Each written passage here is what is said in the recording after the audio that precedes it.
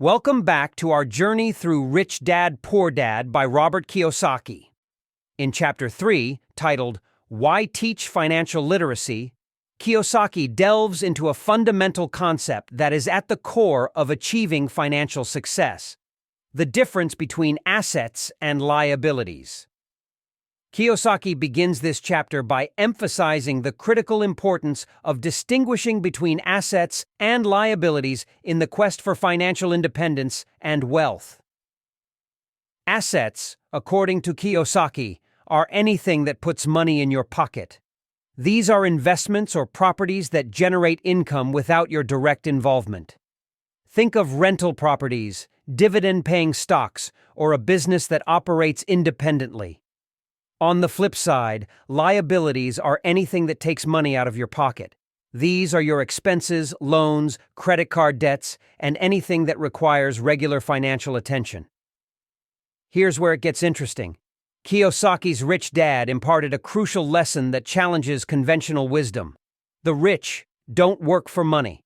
In other words, instead of solely relying on earned income, the wealthy prioritize building and acquiring income-generating assets. Rich Dad believed that true financial independence comes from having your money work for you rather than you working solely for money. This philosophy encourages acquiring assets that can provide a passive income stream.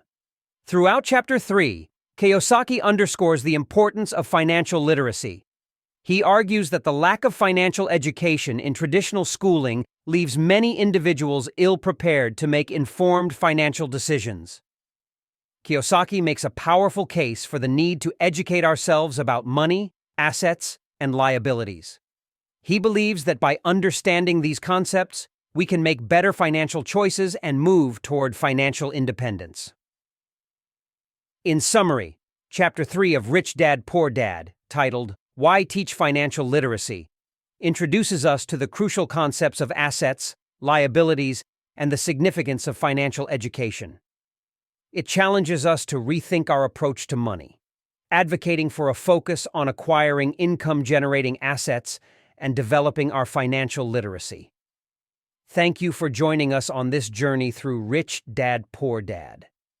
If you found this summary valuable, please like this video, subscribe to our channel for more insights, and don't forget to hit the notification bell to stay updated with our book exploration series.